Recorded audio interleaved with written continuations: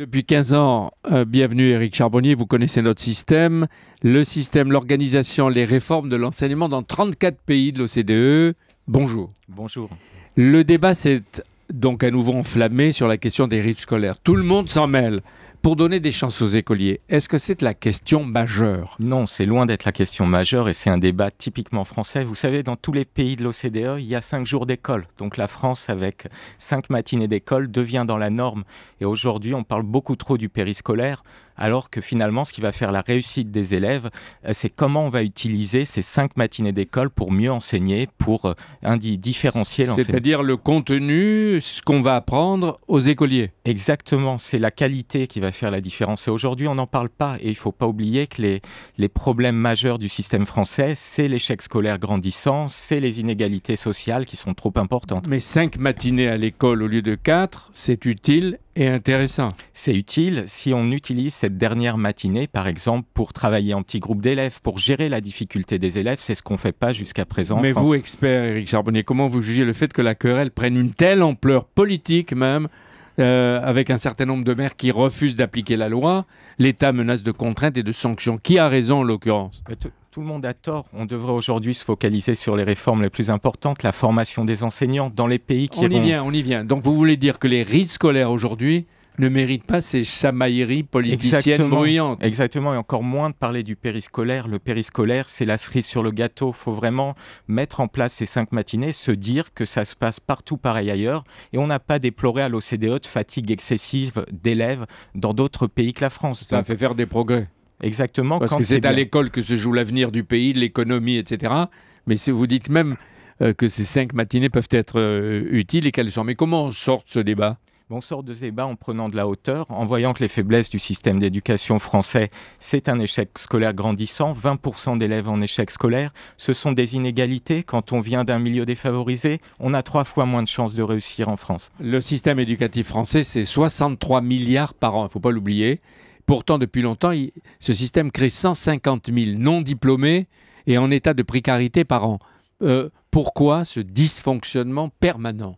Parce qu'aujourd'hui, la France a basé son système d'éducation sur les élites. Il y a un tiers de bons élèves et c'est bien, mais on n'a rien fait pour gérer la difficulté scolaire. Ça, les élites, c'est stable. Voilà, c'est stable et c'est un point positif. Il ne faut pas non plus toujours être dans l'autoflagellation en France, mais malgré tout, trop d'échecs scolaires et surtout aucune seconde chance pour les jeunes qui sortent sans qualification. Le système se dégrade. Est-ce qu'il y a vraiment en France, en dehors des polémiques, une fracture scolaire? Il y a une véritable fracture scolaire et puis un échec de la politique d'éducation prioritaire. Vous prenez les jeunes enseignants, quand ils sortent de l'école, ils sont typiquement affectés dans les établissements les plus difficiles. À Shanghai, dans beaucoup de pays, on fait des incitations pour attirer les enseignants expérimentés à travailler dans les établissements les plus difficiles. On les paye mieux? On les paye beaucoup mieux. Au Brésil, un enseignant dans un établissement difficile touche 60% de plus. Donc on est loin des primes de 50 ou 100 euros comme en France. Alors Éric Charbonnier, pour éviter une sorte de ghetto scolaire qui reflèterait les ghettos sociaux, est-ce que l'on fait ou comment on peut faire ce qui est nécessaire?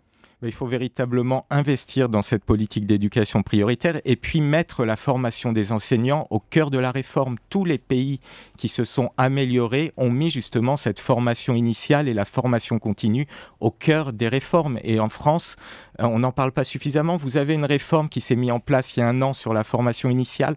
Personne n'en parle, on ne parle que des rythmes scolaires. C'est vraiment dommage. Oui, et alors que sur le fond, on voit bien que pour tout, c'est pas seulement les enseignants. Désormais, il faut apprendre à apprendre. Pas se contenter d'apprendre des connaissances et éventuellement de les transmettre, mais à apprendre parce que c'est permanent. Et exactement, il faut être créatif, il faut vraiment sortir de la prison du programme scolaire. Aujourd'hui, les enseignants sont prisonniers d'un programme qui est trop long et ils passent d'une notion à l'autre et ils n'ont pas ce moyen de finalement s'arrêter parfois pour gérer la difficulté des élèves. Pourquoi vous dites prison ?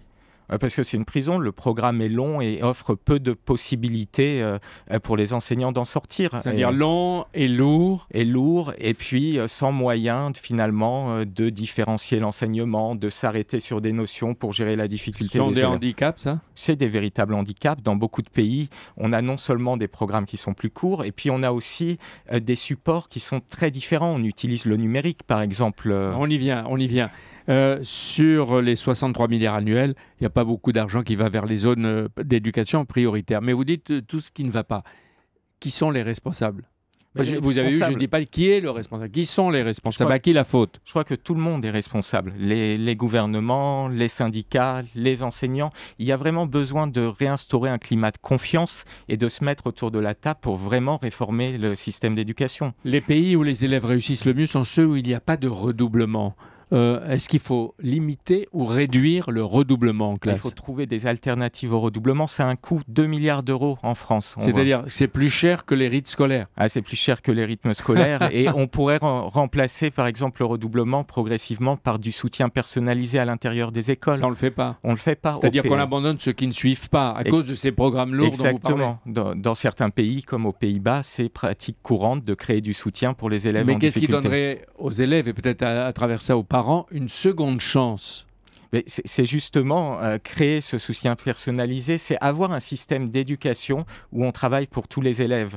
Aujourd'hui, vous avez 20% d'élèves en échec scolaire et qui sont pour la plupart, qui vont sortir du système d'éducation sans diplôme et être dans une situation de précarité. Et Éric Charbonnier, les pays qui s'en tirent et qui ont réformé leur système qui ne marchait pas, comment ils ont fait? Ils ont revu la formation initiale des enseignants, ils ont investi dans l'éducation prioritaire, ils ont également créé des programmes de seconde chance. On parle souvent du Portugal ou l'Autriche, l'Allemagne, la Suisse ont des systèmes vraiment très performants et une formation professionnelle qui est beaucoup plus valorisée qu'en France. Et est-ce qu'ils donnent plus d'autonomie aux chefs d'établissement? Aussi, et notamment dans les établissements difficiles. On peut prendre un pays comme les Pays-Bas, le chef d'établissement est libre d'utiliser son budget et quand il a beaucoup d'élèves en difficulté, il va utiliser cet argent pour créer du soutien personnalisé. Oui, ça, c'est impossible en France. Le système est très centralisé et puis finalement, l'éducation prioritaire, on en parle beaucoup, mais on n'agit pas forcément énormément. Et donc, ils peuvent choisir leurs enseignants, les noter, se servir de leur budget pour réduire, comme vous dites, les inégalités.